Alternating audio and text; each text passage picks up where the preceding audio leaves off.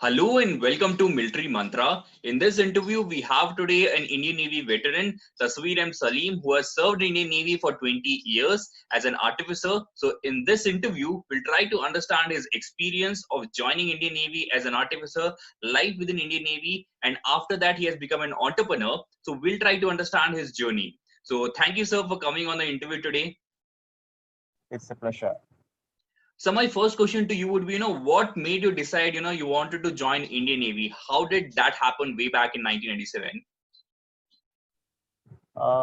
Yeah, actually, from the childhood, like I was into scouting.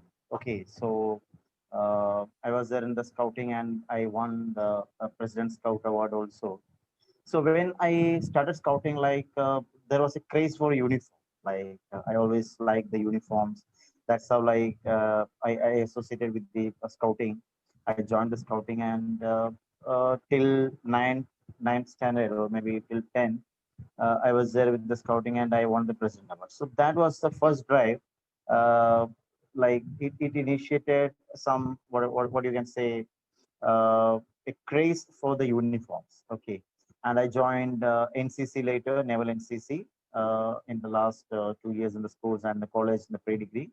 So once in the school it was naval unit, and in the college it was an army unit. Okay, so again, so this kind of like a passion towards uniform and passion towards defense, it was there.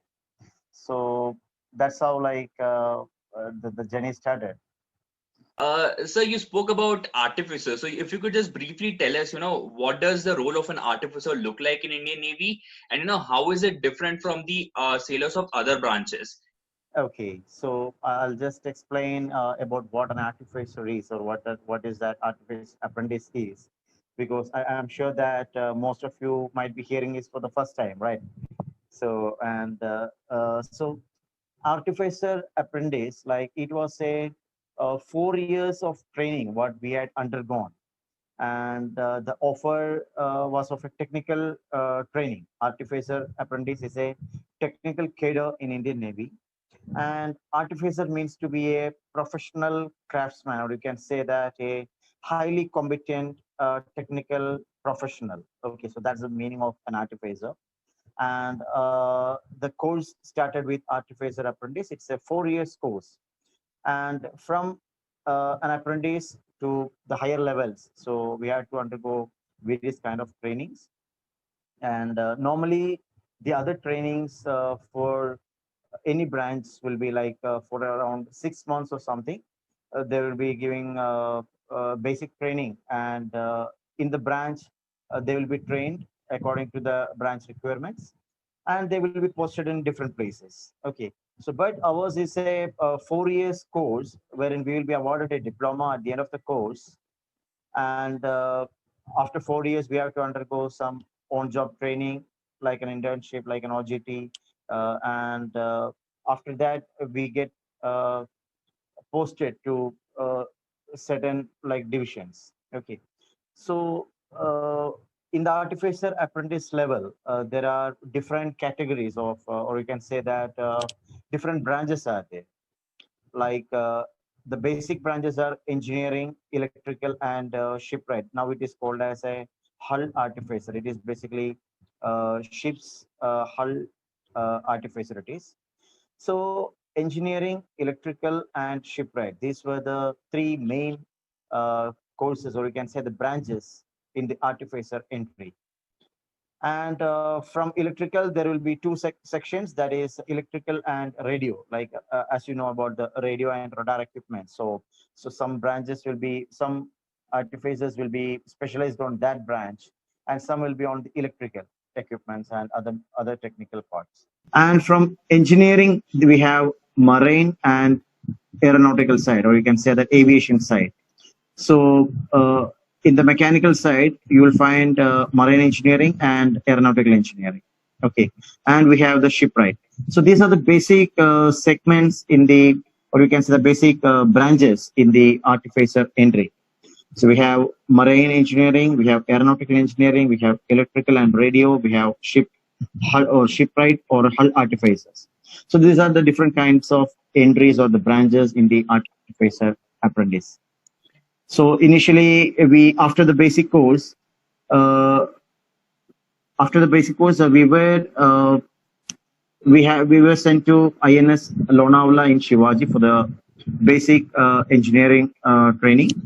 So we had this Center of Marine Engineering and Technology (CMET) in Shivaji, and from there we had 2 years of training in the basic engineering, and from there we were uh, transferred to Cochin for aviation training.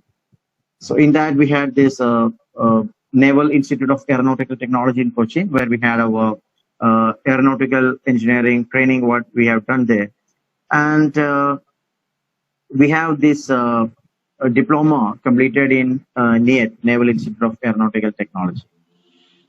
So that's the 4 years course how we did in the Artificer Apprentice. Whereas the other marine branches and the electrical radio will be having a ship life, or you can say that there will be ship training as a part of uh, the basic training, basic diploma training.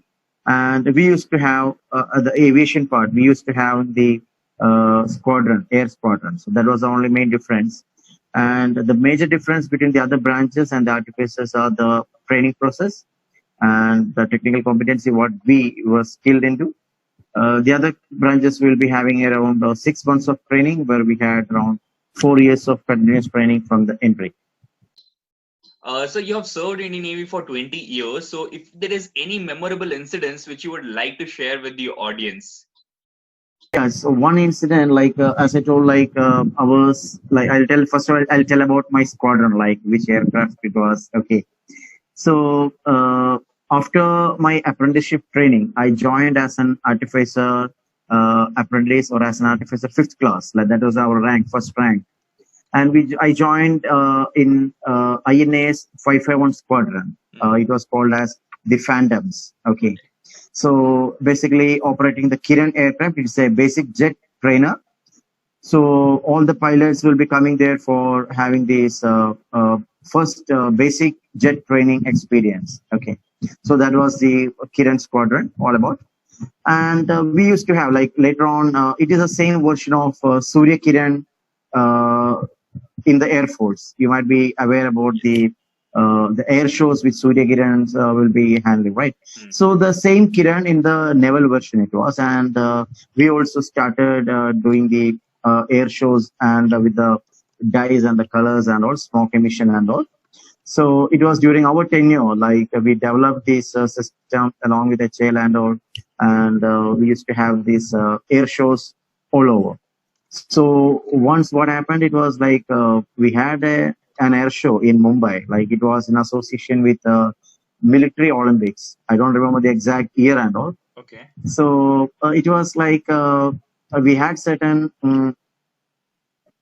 Air Force. Gajraj was supposed to pick us from Goa to Mumbai, along with the technical equipments, the ground support equipments, and I was assigned as the advance party. Like we went on train in advance to Mumbai airport to arrange the to receive the Kiran aircrafts and to arrange the entire things. So I think around 4 or 5 Kiran aircrafts were there at that time, and all the Kiran aircrafts landed safely over there in Mumbai.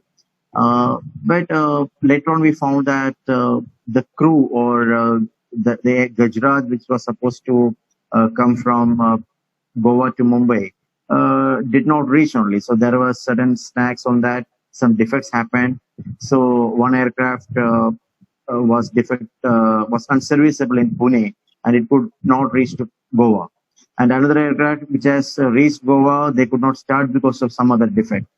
And next day was the rehearsal we were supposed to go for this military Olympics. So it was like a without any ground support equipments and without any crew, without any support, how we can operate the next day. So it was totally an impossible task. And my squadron CEO asked me, Salim, what we can do. So that time, till that time, we were like, okay, we'll pack up and we'll go to the room because nothing is going to happen tomorrow as there is no ground support, there is no crew, there is no equipment. So tomorrow flying will not be there. So we'll observe a Sunday routine. We'll go back to the room. That was the plan. So suddenly my CEO asked like what we can do. So it gave a thought like, okay, now what? Like he told, we want to fly tomorrow anyhow, and with the minimal requirements, how we can make it possible.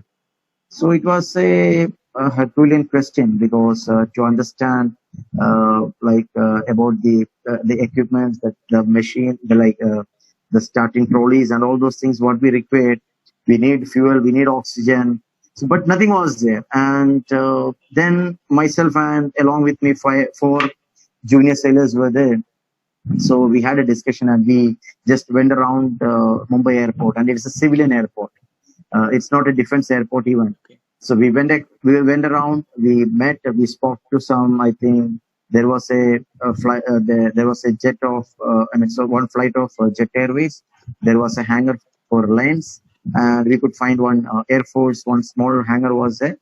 So we had a discussion with them. We requested them. This is the same. Like tomorrow we have a flying and we don't have any equipments or any tools with us. We didn't have, we had only a few what do you say normal servicing tools what we had. But for a flying we need fuel, we need oil, we need oxygen, and all those things were required. So then we arranged everything, and we gave a thorough check on all aircrafts, like what all things are there, what all things required to start the aircraft. We replenished everything. Even I still remember, like we had this smoke emission dye. So those dyes we were putting in the mug to the on this drop tanks, and in the next day, like we everything was arranged, and we required one starting trolley for startup of the aircraft. So we told them, we told our CEO like this is the thing what we required. It can be brought in a helicopter from Goa to Mumbai, and we would be requiring a technical officer to sign the documents. So this was the things we arranged, and suddenly the CEO contacted Goa, and one helicopter was arranged, and our technical officer, and along with the starting trolley was brought to Mumbai, and successfully we operated. And after the final rounds, only the Gajraj which could come from Goa to Mumbai. Okay. So this was one incident. Like I always remember this kind of when we were stuck on on that particular moment, and from nothing to do, and from there like what to do and how to do and how we can get the mission accomplished. So this kind of thoughts, like it just came from that particular question, what we can do. Got it. So could you also give us one experience where you thought, it was the most challenging experience within the Indian Navy service, if you can highlight one of two memories of that? During one of our Vishakhapatnam detachments, like air detachments, we had a bird hit. A kite bird came and hit during the last circuit, and uh, just before the landing of the final sortie, we had a bird hit on one of our aircrafts, and it was a major bird hit. And the next technical thing was like we were supposed to change the engine. So now the problem was that like we are operating from Goa, and we are on a detachment in Visakhapatnam, and we need an engine change to be done over there. So it was a very difficult part, and later on, like we brought the engines and all from Goa, and we used a 50-ton crane. Like earlier, like we used to do some with a manual crane, like very precisely. But it was not available at that point of time in Visakhapatnam, and we were we had to change that particular engine. And it was an outstation, not much support there, and all these kind of crane requirements and everything. And we did it with a 50-ton crane. With that, we changed this engine. So it was a very one of its kind of experience and it was very risky also. But Hmm. somehow, we did it very well successfully, and we did Got fly it. back to Goa. Sir, you told us about the naval brotherhood and also the importance of networking and how that helped you in 2018 during the Kerala floods. So, if you can just narrate that story so that audience also can learn a lot of things from that. Post my retirement, we had this flood happened last year in 2018 in Cochin. It was a uh, very bad flood, and everything was affected. And there were a lot of requirements, and none of the what do you say relief materials or anything was coming from outside, as the airport was shut down, and people were struggling for a lot of things. Okay, so I started that time. I was into PR. I was doing some branding consultancy. So some of my clients were there in Chennai. So there were an acute shortage of sanitary napkins all over, because all these godowns were in water. Like the flood has affected, and a lot of godowns were underwater. So there was a huge shortage of sanitary napkins and all. And I connected to one of my clients, and I asked, like, we need certain support. Like, they offered around 2 lakhs of sanitary napkins from Chennai. Uh, they can supply. So now the question was, like, how we can get those items in Kochi, because there is no transportation, there is no airlift, nothing is happening. So I connected to my previous commanding officer, Captain Tyagarajan. I requested him, sir, this is the thing, and we all are affected badly, and would be requiring some help to get these airlift means to get these flood relief materials shifted to Kochi. So same time he connected me to Coast Guard DIG in Chennai. So Coast Guard DIG, and he communicated with us, and the whole night, Coast Guard air station in Chennai was open, and for getting the relief materials inside. And he arranged a flight from Air Force, which was like from Bidar or somewhere. One flight came to Chennai, and throughout the night, these NGOs and other these sanitary napkin people and all those clients and all those NGOs, they shifted all these flood relief materials inside the airbase. And in the morning, there was a flight arranged by DIG of Coast Guard. It was a an Air Force flight, and was diverted to Cochin along with all these relief materials. And surprisingly, it was the first of the relief flight which came to Cochin. So these kind of connections, like even after the retirement, the relations which we keep with those our superiors and officers, and it's totally that the bonding of the naval brotherhood. So it's quite appreciable, and I would like to thank my superiors and senior officers and my seniors, even some of the juniors who have taught me or supported me to gain my experience, and supporting in all the way throughout my naval life. Sir, since you are also an entrepreneur, if you could tell us what does leadership means to you and how do you basically lead your men in your company currently? I would like to quote, I follow Sir Richard Branson actually. Okay, so what he says always, like, you treat your employees well, and they will treat your customers better. So that's how, like, I treat my employees, and I believe, like, we have a good clientele to retain. And like, there are certain things like we follow, like every time, like, I used to be along with them as a part of the team, leading the team, sharing the responsibilities, and that way it will be more easier rather than ordering the things. So that's a kind of leadership what we are into, and we focus on that kind of activities. Sir, if you could briefly tell us, what does your company actually do? So my company is Media Waves. Uh, it is. into public relations, advertising, and branding. So we are a peer consultants, and so that's why I told like entering into this field was totally unexpected. And with being an aircraft artificer or being a technical artificer, you can say from the air side to a corporate side, we are now handling the corporate PR for a lot of companies like BMW, Ford, Royal Enfield, and all like that. We are handling the public relations for those people in Goa and Cochin, like the park hotels.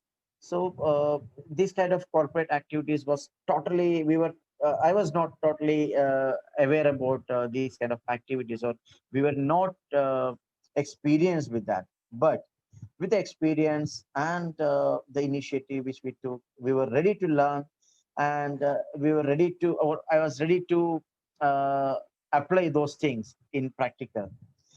So media waves is into branding, PR, advertising, and event management. Within these last 3 4 years, not only in India, but we had expanded our wings across the horizon in international also. We did certain events in Sri Lanka and Dubai also. Sir, one more thing about like being a CEO. What is your message to the youth that how they can develop their leadership skills and contribute to the nation building? Great. So I believe in entrepreneurship, and I always uh, look through like only entrepreneurs can create opportunities. So if you see youth, if they see two three things are connected actually. If you see that employment, like there was certain stage wherein like employment was much higher, or you can say that employment rate was much higher. Okay, but later on you can see that more and more of entrepreneurs coming into the picture, and creating a lot of opportunities. So for youth to make some changes, they have to be an entrepreneur. It's not any employee can bring any, of course they can contribute, but as a responsible youth, there are a lot of opportunities. So not waiting for any job, they can pick up entrepreneurship as an opportunity. They can have, you can see a lot of startups coming up. So the same way, the startups and the entrepreneurship opportunities youth can take up, and they can be a responsible citizens and providing others. Just for example, I'll tell like during this COVID, or maybe during this pandemic and all, we had seen a lot of people lost their jobs, right? A lot of people lost their jobs, and unemployment was into approximately 27% or something. So all these things happened, and like a lot of opportunities also came up. So all these opportunities came up through entrepreneurs only. So only those kind of startups and the entrepreneurs can bring in this kind of change. And one main thing is the agility. I always tell, like whenever I get an opportunity, I suggest about agility. So being agile, like agile means responding to the change or accepting that change. Like now we are having a Zoom meeting, right? So earlier it used to be a one-on-one personal meetings were happened. So now everything has been changed to online, and maybe the technology has taken over, right? So these kind of people has to be agile. So again, the agile leadership is a part of means youth has to take up this part also, being agile. And I believe that agility is the key, and they have to shift, and they have to change and accept the changes and respond to the change. And we need to understand like what are things, like if you stick to the all things, if you stick to the previously, like I was doing certain things and I will be continuously doing those things. No, we have to change according to the situations, and we have to pick up. There are risks in each and everything. So youth has to be agile. Youth has to come up with entrepreneurial thinking, and only entrepreneurs can create opportunities. Sir, what is your source of motivation in life? I already told Sir Richard Branson. So he's a school dropout, but a uh, he's the person who introduced space tourism, founder of Virgin Mobiles, Virgin Aviation, and all those kind. So one of his quote, like I always appreciate and always follow that. Like if you get an amazing opportunity and you don't know how to do that, you accept it and learn how to do that. So this was his quotation, and I always follow that. Even though, like, if I get an amazing opportunity, that's how like I started my entrepreneurial journey and all. Like, it was like it was an opportunity I didn't know because I came from a defense background. I don't know anything about the public relations or branding or anything. I didn't know anything about the corporate world, but yes, I had the guts, and I had this experience of defense. So being an air artificer or an aircraft artificer, from there to a corporate life, it was difficult. So I used to follow such quotations. I used to listen to uh, such motivational speeches, Les Brown, and so certain kinds. Like even I used to quote my status always, like keeping "It's not over until I win." It is a story from Les Brown. So this kind of stories keeps motivating me. And recently we achieved a world record. So in that I had like it was one of my dreams to uh, have you can say that to associate with Shiv Khera and all. So in this world record, we had these eminent speakers and the trainers, motivational speakers like Shiv Khera, Sandosh Nair, and all.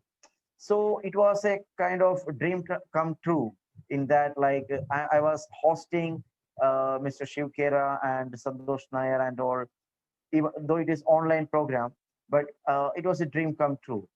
So associating with such people, great people, and the eminent speakers and the motivational speakers, see, it is like what your mind gets. We get we take food, right, for our body. Same way, our mind also needs certain things. Mind also needs some food, and that food is good motivational thoughts and uh, all those motivational words and everything from these successful people. So it strives you and it keeps your passion alive. It generates hope and it keeps your dreams alive. That's what I believe. So all those people who are like why a person commits a suicide because he is hopeless. So if somebody is there to show a ray of light to him, or if somebody is there to motivate him, this is the way you have to do. Or if somebody is there who has attempted but failed, that saying again, yes, you can again do that, and it's not over until I win. So such kind of motivational statements and the motivational thoughts, if you follow, and if you're associating with such mentors and motivational trainers, definitely I believe uh, you can also follow, and you can also keeps your dreams alive and reach your goals. So my final question to you would be, what message you would like to give to the defense aspirants who will be watching this video? Yes. So defense, for all those defense aspirants out there, defense is not a job. If you are just looking out the highest high pay and the glory of the uniform and the high pay, I repeat, just a payment or just a job. Sorry, this is not for you.